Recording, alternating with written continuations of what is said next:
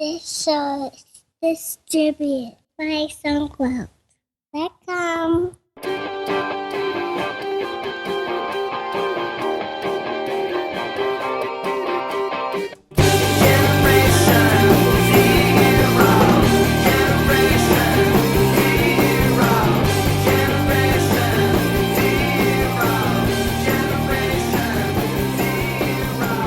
Welcome to episode 190 of TechSing, hosted by myself, Justin Vincent, and Jason Roberts. On this show, I'm talking to Harry Hollander and Ted Pierce, who've bootstrapped Morroware.com, countertop fabrication software, to a yearly revenue of over $1 million, which is something I'm sure we'd all like to do. Harry and Ted, welcome to the show. Hi. Hi, thanks for having us. We've met at two microconfs so far, and you guys are absolutely awesome. In both microconfs, you came to the TechSing dinner, and we had a great chat.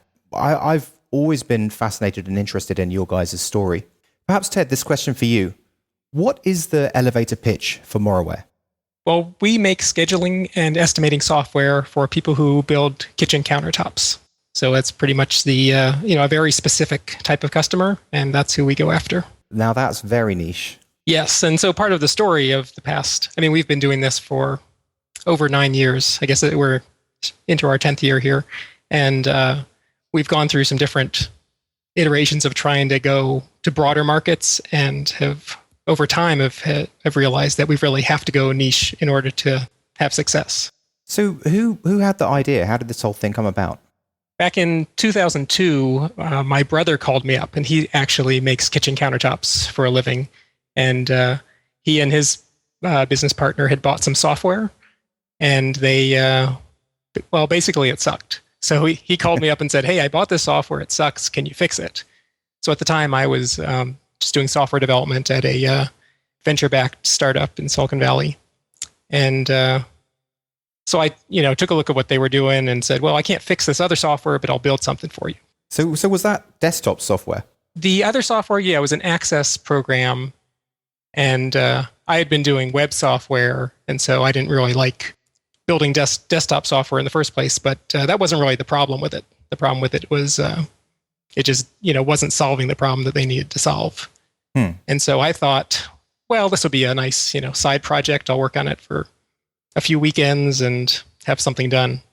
Completely underestimated how much it would take. What happened? How did you get involved with Harry?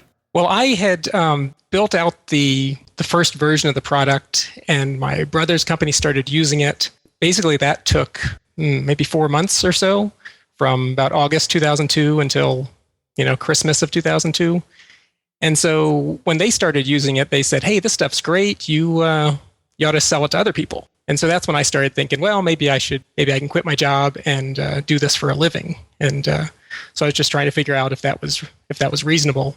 So what I had done is I just called up a fabricator here who was near my office and dropped by their shop for lunch hour, and just walked in, talked to the owner, and said, "Hey, I'm building this thing. If I build this, would you buy it?" The guy said, "Yeah, I'd buy it."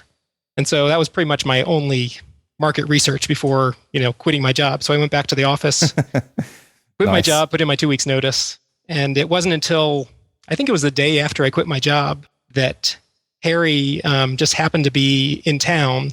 He was working at a company who had one of their offices was in Silicon Valley. And he just sent me an email out of the blue and said, "Hey, I'm in town. You want to have dinner?" Being that I had just quit my job to start this thing, I was basically the most optimistic and most excited I'm ever going to be about something. And so I think that kind of rubbed off on Harry a bit. Yeah, so Ted and I know each other from college. We were friends there, but really hadn't talked in the 10 years since we graduated. And when I met up with Ted just by coincidence for dinner, and we just started talking about our stories that we had in common, and both of us had worked at venture-backed Silicon Valley companies and had gone through the whole process, from the very beginning of those companies all the way through. Well, the company I worked for went public, and it was all exciting. Until I realized that we were just selling snake oil anyway. And so then when I met up with Ted, he was just ecstatic because he had quit his job. He was going to do this thing that was very real. And I was excited, and Ted mentioned that he might need help. So I kind of said I volunteered my services. I didn't know what that would be at the time. So, well, Ted, I mean, did you know what you needed? Were you looking for development help, or were you looking for business help at this stage? Basically, it was kind of overwhelming in terms of all the things that need to be done. I knew I wanted people to help me, but I didn't know what that meant. This wasn't started as, okay, it's going to be a company that's going to go out and raise funding, and we need, a VP of this and a VP of that. It pretty much was just, I was trying to build the product, but at the same time, we needed to somehow start figuring out how to get customers, how to do documentation and everything. So you had built it on the side in the first 4 months, some kind of prototype? That's right. It was all just evenings and weekends while I was, at my full-time job. Well, so how did you fund yourself then? Once you'd kind of decided to leave your job, how did you fund yourself? Well, my wife was working, and so we could, just live off of one salary. And did Harry live off your wife's salary as well? Well, luckily I had set aside enough money where I felt comfortable quitting my job. And, I guess I was very optimistic about when we would be making money, once I joined TED. Yeah. Which was kind of foolish. No way. So, how far off were you wrong? well, I thought it just, weeks out and we'd be raking in the dough. And it turns out that was more like years. Well, and your wife was working at the beginning too. Yeah. So my wife was working too, and we had a good little nest egg saved up, and I was willing to risk that because I was really unhappy with what I was doing at the time. So how many years were you guys both working on this before you'd made even any sensible money? Well, I'm not sure what you mean by sensible, but it was okay, enough to live off, like sort of just to cover your costs, to cover both of your life costs. Well, it took a while before it actually was we were paying ourselves even a reasonable salary. Because for the first year and a half, we paid ourselves nothing. Then at about a year and a half, that's when we actually hired a couple employees. And so once we were paying other employees, we had what we felt like was some kind of sustainable revenue coming in. Because until then, we didn't feel like anything was even repeatable enough to hire someone so that you could, commit to someone that you're going to pay them a salary. But so at that point, we started paying ourselves a salary, but it was very minimal. What gave you the gumption to stick at it for a year and a half without actually making enough money? Probably the same thing that's given us the gumption to stick at it for almost 10 years now. That is probably still the best idea that we're working on. I don't know. I guess I haven't asked myself that question before. You have a good answer, Harry? Well, I don't know. I mean, in some ways, it kind of flew by at the time because we were so focused on trying to build a sustainable business, and neither of us really cared about paying ourselves a decent salary or whatever. I don't know. Maybe it was just we had bad priorities, something like that. That's kind of what I'm thinking. Yeah. Or just a very much a long-term view of things. Right. Yeah. So that was how we viewed the, sort of the investment in the business was the fact that we weren't taking salaries so we could actually grow this business. Harry, when you met Ted and he said, look, I've got this idea for countertop fabrication software, it's going to bring in loads of money. What made you go, okay, this is the guy I'm going to work with. I'm going to spend the next 10 years partnering with this guy and we're going to build this countertop fabrication software business? It's kind of crazy, but that night that we had dinner, we just went through these stories of all of our work experiences that we'd had in the past. And even though we worked in very different kinds of companies in different industries, the kind of the lessons we had learned were kind of the same. And I had known Ted as a friend, but never as a coworker. And we had such a similar view on what it means to run a business. And well, I mean, obviously neither of us really knew what that meant at the time, but we had seen other people make big mistakes we didn't want to repeat. And it just seemed so much better than going through that same grind at someone else's company. So I had no idea what that meant, that, Ted and I would be essentially married for life. I just knew that it would be fun. And I think we've, even at the beginning when we were, struggling to get the business going, it was still incredibly fun and energizing. Well, Ted, just on that, do you think you could have done it alone? I doubt it. I mean, I could have tried and I would have had some amount of success, but it wouldn't have been the same company at all. I mean, at some point, because the software we're selling we're selling this product to small businesses. It's a product that is core to what they do. So it keeps track of, all the work that they're doing. So it actually requires a lot of support because they rely on it so much. They're always asking us for more features and wanting to do more. Trying to do it just as a single person, there's just so much work to be done that it would have been completely overwhelming. So I don't know how long I could have gone on doing it just by myself. Do you have any advice for anyone looking for a partner? I mean, I guess in your situation, I guess it was just serendipity, really. Oh, completely. Yeah. Like Harry was saying, he didn't realize that he'd be married to me for the life of the business. But that is how it feels, that it's, if we had been the wrong partners for this business, it would have really sucked. And you guys don't live in the same place, right? Can you tell us a little bit about that, how that all hangs together and how that works? Yeah. So I live in Portland, Oregon. Ted lives in Reno, Nevada. And at the beginning, I guess I was in Portland when we first started, and Ted was still in the Bay Area. And for the first few months of trying to work together, it was really actually horrible because we didn't talk to each other. And we didn't know what the other person was doing. And it was just really frustrating for both of us. And eventually we learned that we just have to be on the phone every day, whether or not we have something real to talk about. Most of the time we do. And just that very intentional communication is what makes it all possible. And we get together in person occasionally anyway. Things like MicroConf or industry events for us is a good excuse for us to hang out in person. But the fact that we're constantly over communicating to each other is the only reason I think it can work at all. So that's sort of like the stand-up, the daily stand-up the thing done when you do Scrum. Right. And the next challenge beyond the two of us living in different parts of the country is what happened when we hired employees. And we actually just hired employees who were friends of ours, and they happened to live in different parts of the country as well. So we pretty much just started off by, having everyone work from home, from a different state, a different time zone. And, we had to think a lot about that, be very deliberate about whether we were going to choose to have an office or choose to, try and live this, virtual company lifestyle ongoing. And for a long time, that was a big question mark in our mind. And we finally, we kept putting off, getting an office longer and longer. I think we just sort of figured out how to make it work. And in a lot of ways, I think it's actually just makes you hire people or work with people who are self-managing.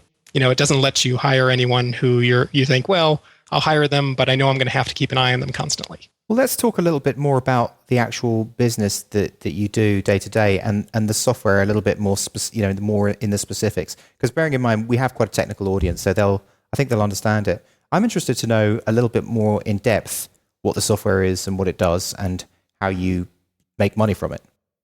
The way it's sold now is a subscription product.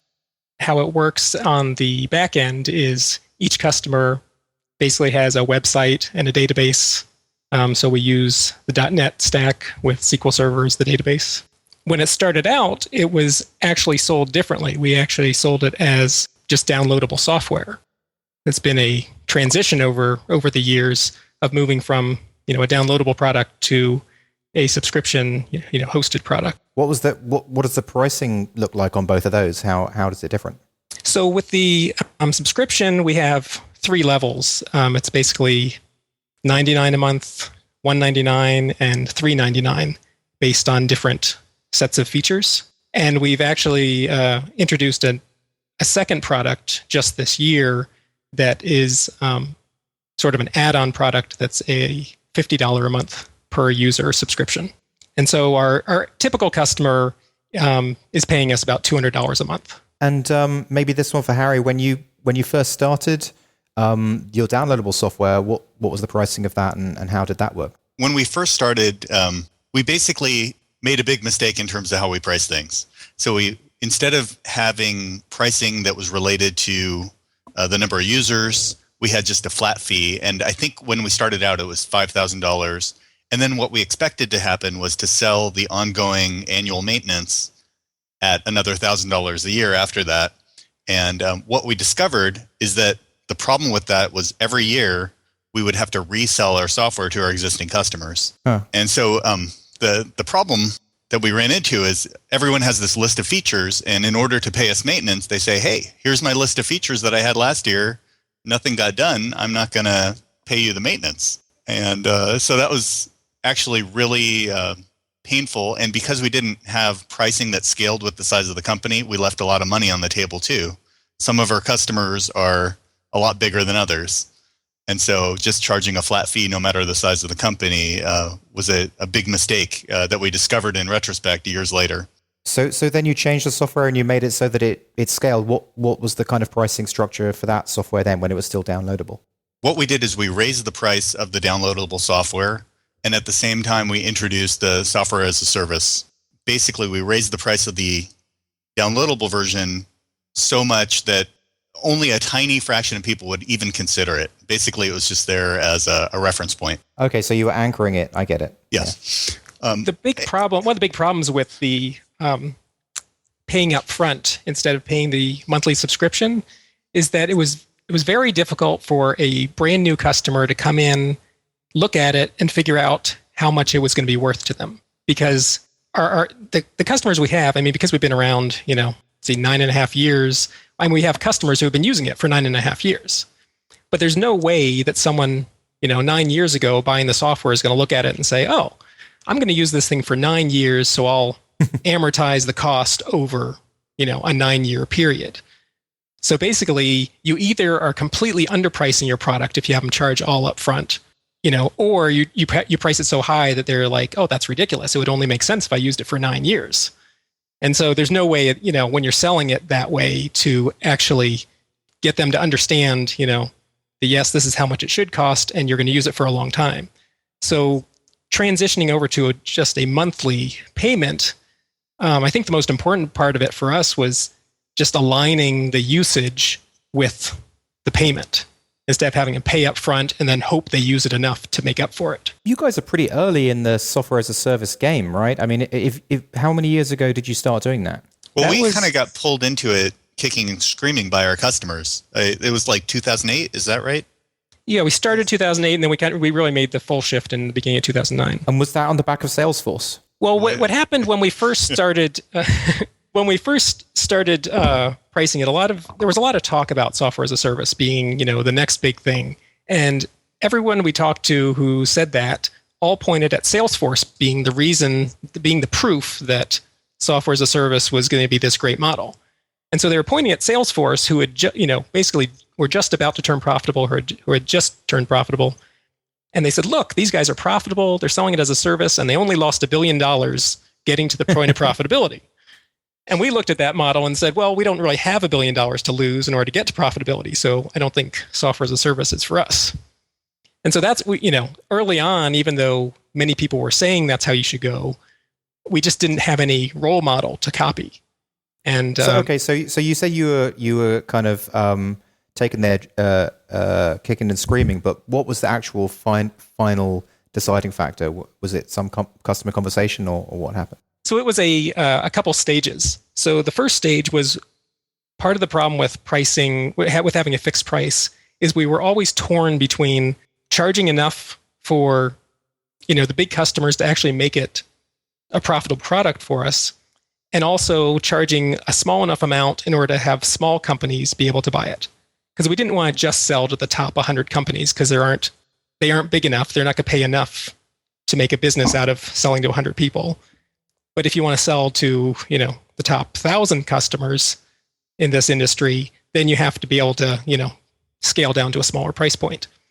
So what we had done with the downloadable software is every time we wanted to raise the price, we'd introduce a lower version that had, less features at a lower price point. And so the first time we did that, we started with one version that had everything. We brought in the second version we called Standard Edition that was cheaper and had less features. And then the next time we did it, we brought in a third edition. And this time, this third edition, we called it Basic Edition. And we said, in order to get the price point low enough, we're just going to host it because we couldn't afford the support of having it installed on, hundreds of people's computers and having them call us up every time their computer crashed or something went wrong with their network or something. So that was sort of our first getting into subscription is this new low product. We said, well, it's going to be hosted only, and therefore it's only a monthly service. So it was $99 a month. And that's kind of how we first started doing it. And then after about 6 months of selling that, people who were buying that wanted to upgrade into the higher versions, but they were on a subscription. So we said, well, we'll give them a path to upgrade that's also a subscription.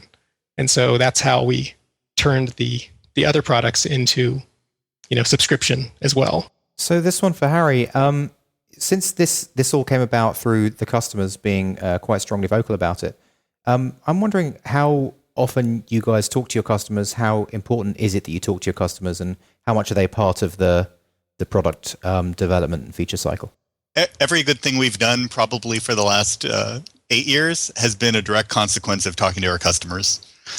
So we're on the phone every day. So both myself and Susan, who does most of our support, we're constantly on the phone talking to our customers day in, day out. Our customers aren't very technically savvy, and so a lot of the cost of our business is supporting them, walking them through how our software works. And so what we do is, whenever we try to keep our ears open for the kinds of problems that they're running into, and that feeds back into development. Do you have a strategy, or do you just is it just when they call up with problems, or do you kind of proactively go out and hunt them down?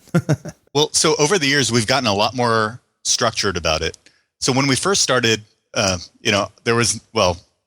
was really haphazard. So people would buy the software, and actually, I think the first person who bought it that we didn't know, Ted burned a CD, wrote on it in a Sharpie, and sent it to him in the mail with no documentation, nothing. And, obviously they weren't able to succeed very easily. So over the years, we've actually got online documentation, support, and now we're at the point where we're proactive about the support with new customers. So basically, someone buys our software. Part of the sales process is setting the expectation about what's going to happen too. That's really critical because in these small businesses, the owner is the person we're talking to most of the time before they buy. And then typically they hand it off to their office manager, which might be their wife in a small company. And we have to get that person on board. And so it's essential before they even buy, we want to set the expectation of what it's going to take to implement our software. So how do you set that expectation? That's what, via a phone call, or is that through documentational? No, so it's all through, I'd say the bulk of the interaction we have with our customers is through phone calls and conversations. Really, the way we try to do the whole sales process is identify their problems rather than just talking about our software. And the way we do that is we ask them how they're doing things now, what works about it, what doesn't, and the consequence of not changing. So if they can identify those things themselves, they've kind of sold themselves on our software. So once they buy, what we do is we schedule support calls just so they have time with us scheduled ahead of time on their calendars, because these guys are all running small businesses and are constantly interrupted and aren't driven by their calendar. They're not in these small construction companies. They're not sitting in front of a computer all the time. They're out in the shop, visiting their own customers, worrying about installation, and dealing with really low-wage employees of their own, and so they're constantly finding fires. So since you guys have been working on this product for, I guess, 10 years, it'd be interesting to hear at the beginning and the middle and now more recently, how much of your time is spent on product building versus marketing, and how's that kind of shifted over the years? Well, at the beginning, I was the only developer for the first, I guess, almost 2 years. And so that was pretty much 100% of my time in the first 2 years was just doing development. And so at the beginning, Harry was doing all the sales calls and trying to cold call and set up, marketing things for going to trade shows and putting in ads in magazines. And once we hired a developer, then I started doing a lot more support. And Harry was still doing, Harry was doing sales, I was doing more support, and we had a developer who was doing all of the software side. And then over time, we later hired a support person, so that then I was able to stop doing support and go back to doing a little bit more development. In terms of percentages, it's really kind of changed with the employees we've had. That's probably been the biggest difference, because the development has never, the need for the development has never gotten less. We basically have customers who are asking us every day for new features, and our backlog of work to be done is always growing. So there's never been a point where we've said, the product is finished and we can move on. So what's the percentages like now? I mean, this is the company that's been going for 10 years. What percentage do you put into marketing of your overall resources versus building? Do you have an answer for that, Harry, in terms of how much is marketing now? Because that seems to be less at the moment.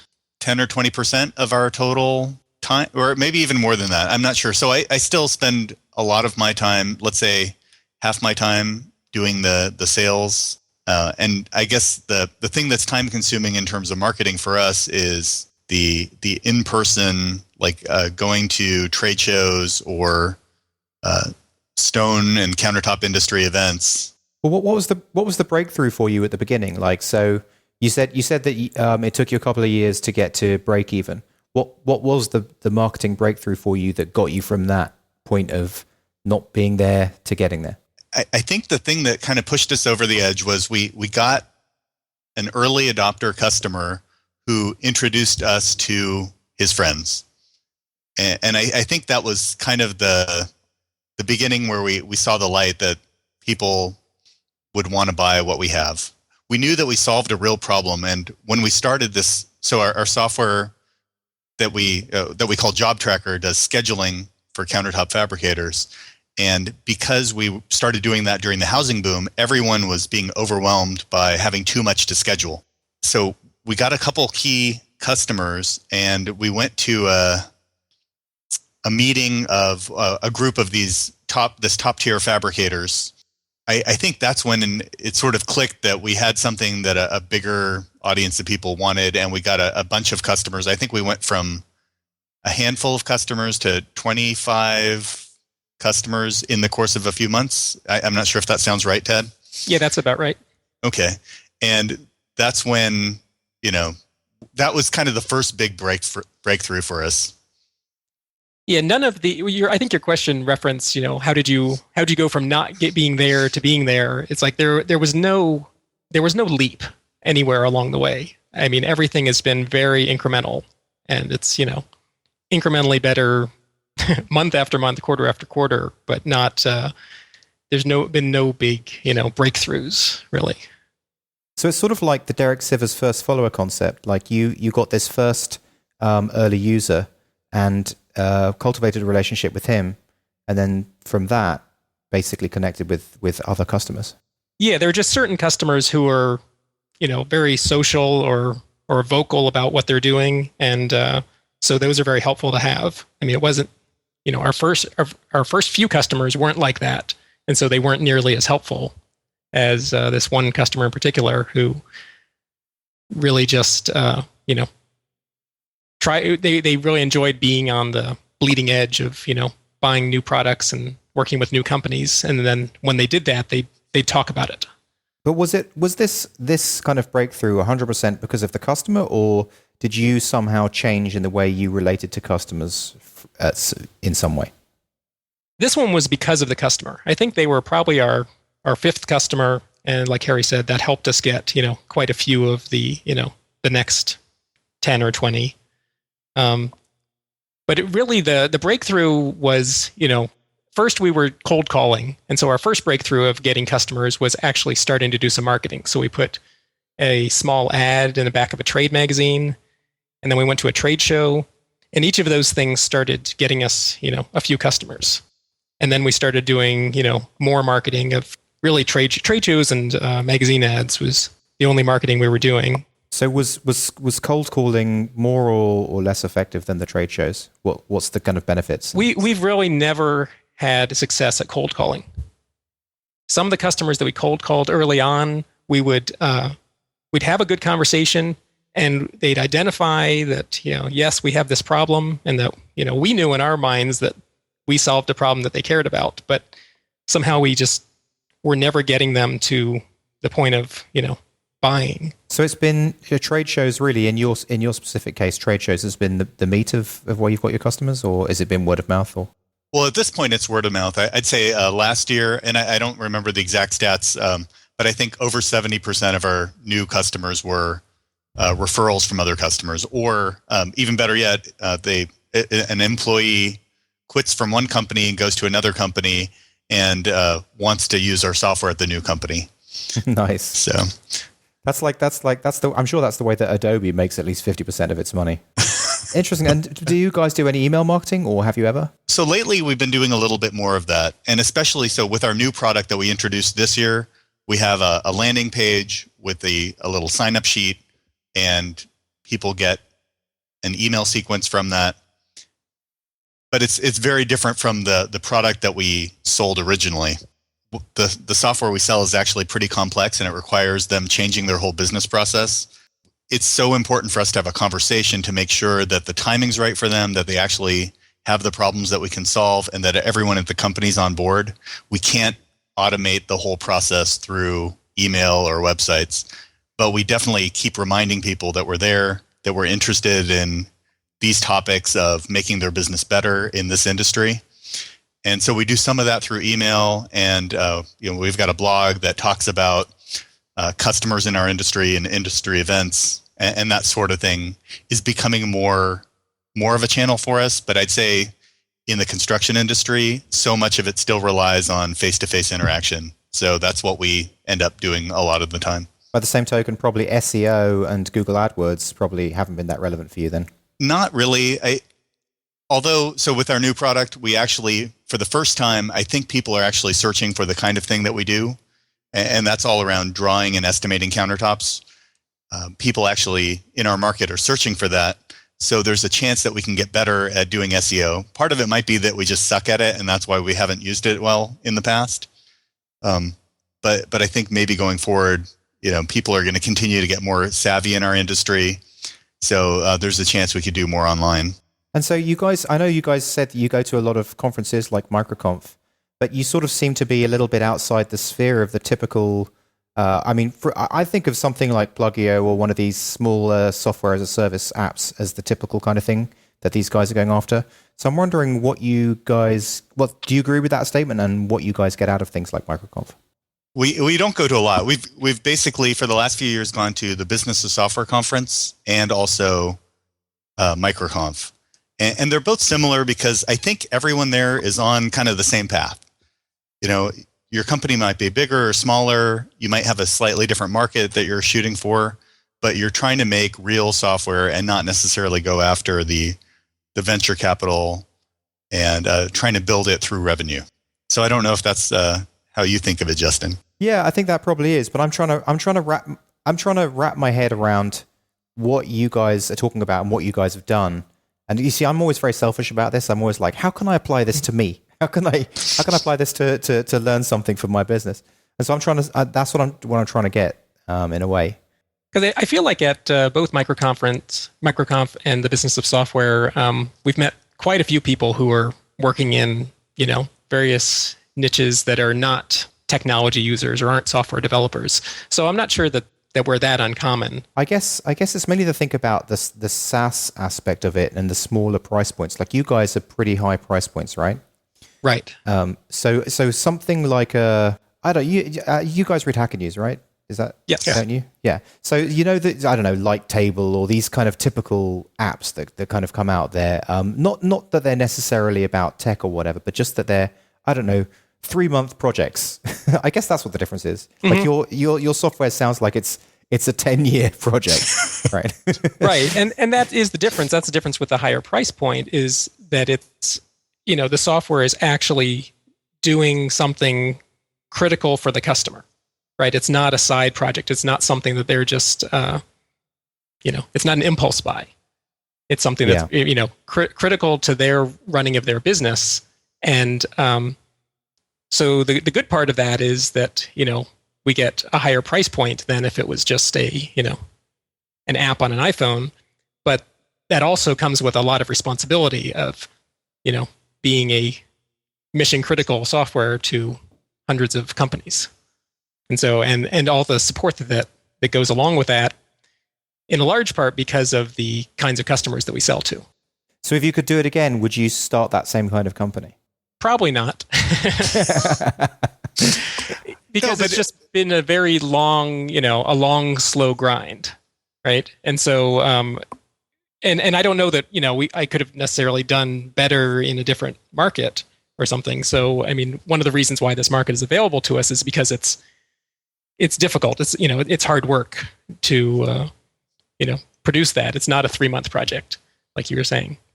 Mm-hmm. But at the same time, you read about all these other things and you think, oh, we could be doing something that is, a larger market. So you can do the same amount of work, but get twice as many customers or 10 times as many customers. Because our original product is this complex product that people aren't just searching the web for, the keyword that we're promoting. The sales were more difficult. The marketing was more difficult. The support was more difficult. Okay, well, so having gone to MicroConf and Software Business, what are some of the key lessons that you've learned at those conferences, and how have you applied them to your business? Well, one of the first things we did at Business of Software a couple of years ago is we listened to a few different talks, and I think what we usually come out with these conferences is it's not something that one person says; it's a combination of something that 2 or 3 or 4 different people say that hits us in a certain way. And so a couple of years ago, we were listening to people like Seth Godin and Dharmesh Shah, and some of the things that they were saying led us to conclude that the real value that we have as a company is that we actually are serving this market of countertop fabricators. And it's not that we have a product that does scheduling or a product that does estimating. It's really just we have this certain customer base, and that they come to us for software solutions. And so up until that point, we had still had maybe an idea of expanding the market, going after more than just countertop fabricators. But I think at that point we kind of concluded that we really just need to double down on the countertop fabricator market, and the difference that made for us is we started building products that were actually specific to countertop fabricators, rather than just building products that were specific to solving certain scheduling problems that happened to be sold to a certain market. We actually started making software that only will work for this market. And the first thing we did it was like right after Business of Software, is we went back and we had this idea of an exchange for customers to sell granite remnants to each other. Mm-hmm. And there were actually a couple people that were trying to do this for a living, but it didn't really make a whole lot of sense to me that you could take 2 companies who know each other and you can stand between them and say, hey, I'll have you guys sell stuff to each other, but I'm going to take a 25% cut of it, even though you know each other and you can talk on the phone if you wanted. And so we said, well, that's kind of silly. Why don't we just put up a website that lets them trade slabs back and forth with each other without someone in the middle taking a cut? And so we just took a couple weeks and we built this site called Remnant Swap. And it's kind of a, Craigslist for selling granite slabs. And the thing that makes it a little bit different than Craigslist is, one, it's, specific to countertop material. And 2, it gives you a really easy way to do a bulk upload of all your inventory. But other than that, it's just a free place, on the web to go and put this stuff. So that's free, but what does that bring to you guys? It brings us a little bit of marketing. It's one of those things that's like, okay, here's something that's specific to this industry that is software coming from us to our customer base. And so it's really just a bit of marketing. And it was a very short project. We were able to just create it, put it out there, and not have to do a lot of work on it afterwards. So it's almost like you guys are in the position of consultants for an industry, really. Yes, except we're not getting paid by the hour. We're only getting paid by the product. And so, but that is how it feels, is that we're pretty much, just focused on this customer base, and that lets us, care about their problems instead. Well, how many different products do you make? Well, so then after that one, so we had that Remnant Swap, and then the other thing that came out of the same Business of Software conference was another product, which is an estimating product for countertops. And this one was going to be so specific to countertops, it's all based off of drawing a countertop, basically using HTML5 canvas, so you can just really quickly do a sketch of a countertop, and have a price come out the other end. And does that cost? So that's that's $50 a month per user. So it's basically for each salesperson. And we spent over a year building it, the first version, and we released it about 5 months ago, back in January. And so that's been, our focus recently is just all the development. We've been focusing on this product. How many customers do you have for that, if you don't mind me asking? What are we up to? I think about 150 or so. Yeah, something like that. Not too shabby. No, it's a lot faster sales than we ever had with, our first product. But part of that is because we're able to sell to customers that we, are already using our other product. But not all of them were customers of our old product. It also is because we're, marketing a very specific product to a specific customer. And so this is an area where, Google SEO has actually worked for us. Sort of the first place it's really worked for us. And it's a product that solves a very specific customer need. And it's not so complicated that you have to actually organize your business around it to use it. You can just have one person in the company decide, hey, this is going to save me, 4 hours a day, so I'll use it. And you don't have to get everyone else in the company to agree that you should be using it. So that's a little bit different from our scheduling product. So do you think that's a good rule of thumb for entrepreneurs to try and find a specific market, in the same way that Amy Hoy talks about? Mm-hmm. But there's a trade-off between the product that is very simple to get into and the product that's complicated to get into, because the one that's simple to get into can also be simple to leave. So I think at some level having a scheduling product that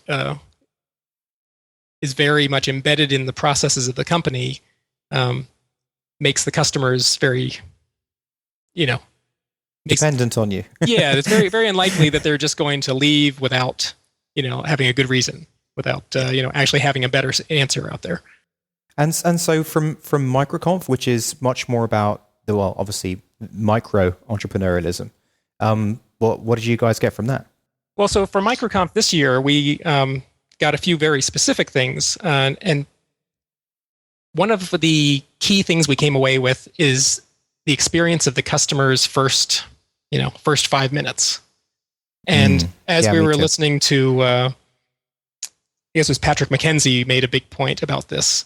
We were sitting there thinking about our customers' first 5 minutes on our new estimating product, and we're thinking, wow, that's not a very good path. And so we immediately went back, to the hotel after the conference and started saying, well, how can we make that better? And we mapped out a whole bunch of ways. And so basically we spent the next 2 weeks out after MicroConf just working on that initial, experience from the customer and made it drastically better. And it's something we could have done, months ago, but just, we weren't thinking about that particular problem. I think the reason we weren't thinking about it is because when you have a customer who's, who you're talking to on the phone, they're probably never going to tell you, hey, you know what, that first 5 minutes was really painful, but then after that it was okay. Mm-hmm. No. They're going to tell you all the things that they're thinking about after they've been using it for a week or a month. And so we just never have feature requests from people saying, oh, I wish you could make the first 5 minutes better. Because once they're past that first 5 minutes, they don't care anymore. Mm-hmm. And so it's just something that we have to be proactively, keeping an eye on, because no one's going to complain about it to our face.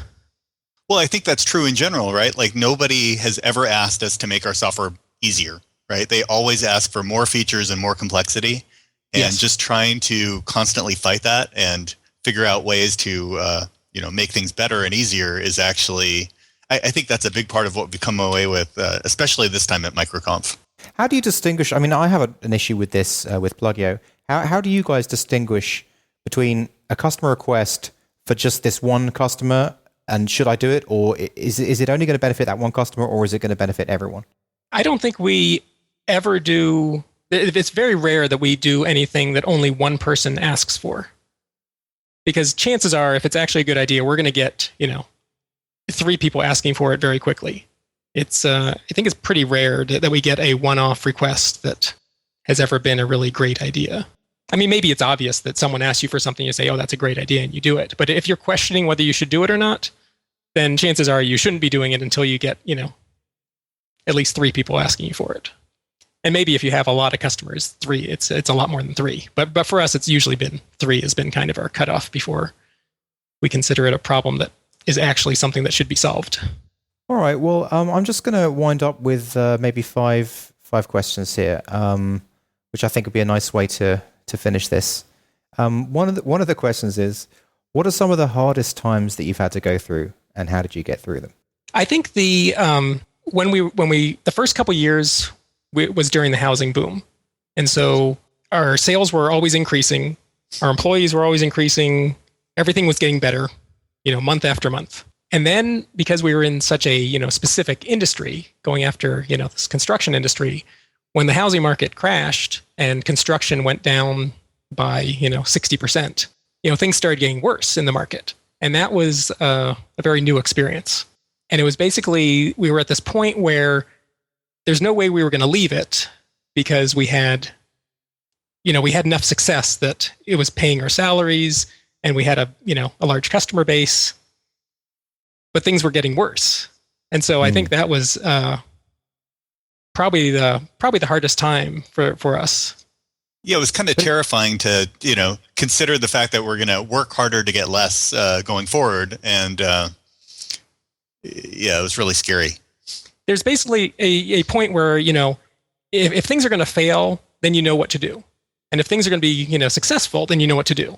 But we were in this middle part of, it's like, it wasn't failure, but it wasn't this great success where we were like completely happy with it. You're in this moderate success is kind of a trap, because maybe you're, making a crappy salary, but you have something there, you have a customer base that you're not just going to abandon. And so you kind of have to just tough it out. And you don't know if it's ever going to get better. Yeah, I mean, you really were in the thick of the storm in your industry. Yes. So how did you get through that? Well, that was one of the events that forced us to switch to a subscription model for our pricing. Because when we were just selling expensive software, in order to grow the company, we would have to get more sales year over year, or, in a continuous way. And with the subscription model, every new customer represents growth. And so that was one of the solutions that we ended up having. And now, it's great because rather than having to rely on getting more sales, we can, just make sure that our existing customers are increasingly happy. You've got the flywheel going, as Rob Walling says. Yes, that's very true. All right. So what have been the best times that have happened in your startup? And tell us a little bit about that and how they came about. Harry, why don't you tell us this? It sounds so cheesy, but I feel like now is actually the best time. Like, I feel like to some degree we're living the dream, right? Like we've got a existing big base of happy customers that we are building new products for. Our customer base is growing and our revenue is growing, and we're actually doing cool new stuff, which is really exciting. Well, how big do you guys want to take this? I mean, you're doing, I don't know your exact figures, but you're doing approximately $1 million now. I mean, do you want to take this to $100 million company, or what's your thoughts? Well, that's not possible in the market that we're in, but I don't know what the next goal should be. Neither of us are particularly goal-oriented. And so, I don't know, sometimes Harry beats himself up over not having a goal, and then later he'll decide it's a good idea not to have a goal. And so I think at this point we're just looking at, okay, we have the second product now, growing that to its potential, which hopefully the second product will be able to have the same revenue as the first product. So by building a second product, we will have, essentially doubled our revenue. And the goal is to just keep doing that. It's like then build, the third product, and hopefully that will have, a big chunk of revenue as well. And so there's not really any specific goals that we have other than to just keep making everything better. I love the fact that Harry is a non-goal oriented salesman. You never really hear about that. Well, I don't know if that's a model that anyone should emulate either. So it kind of sounds like you're building like a family restaurant business. You know, you're open up a pizza place in one town, then you're going to move a few towns over. That's very much like how we're doing it. I mean, with that in mind, I guess, in the short term, because now we have multiple products, we want to hire another developer to help us, keep improving our existing products, and then also start thinking about the next thing. So I guess that's part of the reason we wanted to be on TechZing, is to kind of put the word out that we want an awesome developer. Oh, what kind of developer are you looking for? So we do .NET, SQL Server, JavaScript, HTML5. And we're pretty much looking for senior level person who is going to be, like us, working from home, very self-managing. But not goal-oriented. No, not goal-oriented. They just have to be able to, take what is the number one thing that they should be working on and be disciplined enough to sit down and crank it out. And what are we talking, like San Francisco style salary, or more like I don't know, somewhere in the middle of nowhere salary? Yeah, we pay competitive salary, but we also, everyone works from home, so you can be working. Ideally, it would be, near one of us who are in, Reno or the Bay Area or Portland or somewhere in one of those states, but we also have, can do elsewhere in the U.S. Oh, awesome! And what would their daily work look like? Get up and put your pajamas on, have a cup of toast. Pajamas are optional, but have a cup of tea with toast, and and have a Skype meeting. Do you do like stand up every day? How many people do you have working for the company right now? So there's 4 of us now. You are as profitable as Nintendo is per employee. That's pretty awesome. The $1 million isn't profit, but yeah. No, that's the funny thing I think about when I listen to all these interviews. A lot of people talk about top line revenue, but the profit numbers are, I don't know, variable, right? It's so easy to take. It's very easy to spend a lot of money very quickly. Mm-hmm. Spend it on employees, on marketing, on various things that burn through it quickly. So that's part of what we've been trying to do recently, is really try and figure out how we actually, sustain things at a profitable level. Because, over the years, it's with revenue going up and going down, we've had years that were, very, that were decent, and we've had years that were very bad. And we're trying to get with this subscription pricing, we can actually have consistent revenue from month to month. So therefore, we can actually have, planned properly for how we're spending. And before, when we were just doing downloadable software and everyone was paying upfront, it was really difficult to figure out how, should we hire someone? Because you had to profit this month, and you could take that and hire someone, maybe that money's not going to be there next month or next quarter. And in fact, that's the case. It wasn't there, the next month and the next quarter when the market started turning down. What startup resources do you like to read and listen to? Do you guys get pretty involved in the startup movement? I mean, given that you've gone to Business of Software and MicroConf, do you also continually consume that kind of stuff? Well, we certainly, listen to a lot of podcasts and read blogs. But of course, none are better than TechZing. Yes, TechZing would be number one. Oh, that's very kind of you. What other podcasts do you listen to? So Startups for the Rest of Us, of course, Mike and Rob doing MicroConf, and Mixergy. Although I can never keep up with Mixergy. He does so many interviews, but I've gotten a lot of value out of a lot of those interviews with other founders. Harry? Yeah, I think that's pretty much the same for me, and a lot of reading blogs. I guess anything that shows up on Hacker News is always fodder. I really like Patrick McKenzie stuff as well. That's always been good, and I think especially recently, that's something in the front of both Ted and my mind, is how do we improve the customer experience, and then how do we make the marketing better online? Well, was there anything that I didn't bring up that you might like to talk about? I don't think so. Do you have anything, Harry? No, I don't think so. Did you feel like you got something useful out of us, Justin?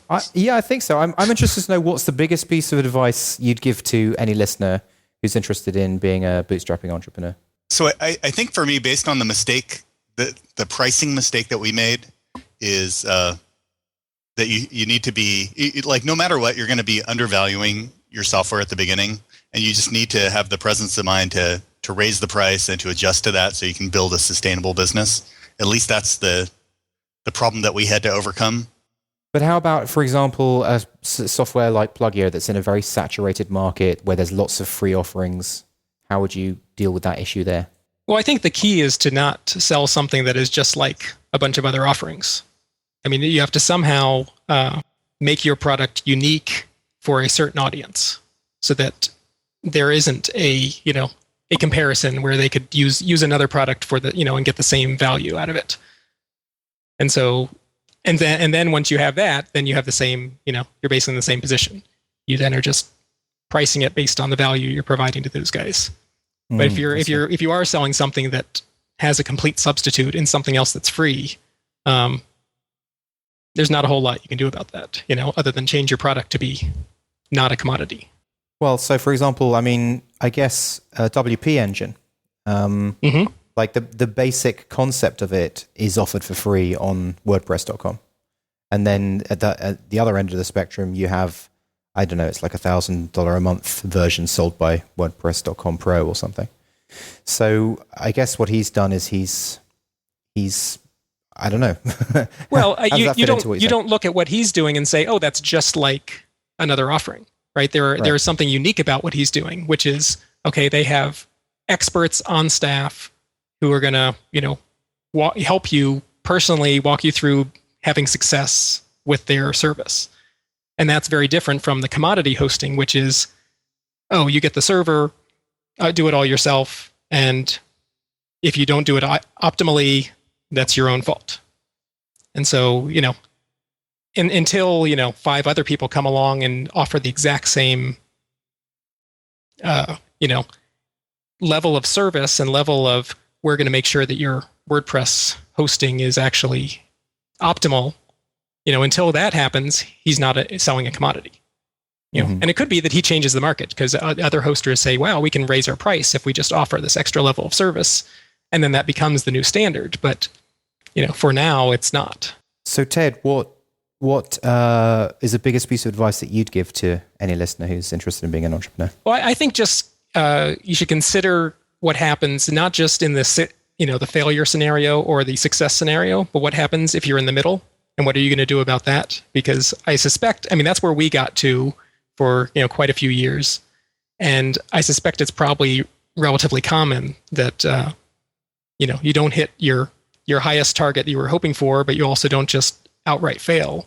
And, that's actually probably a position that a lot of people are in that isn't talked about very much, of this, this trap of being in this moderately successful thing that is maybe not enough to replace your salary, but too much to quit.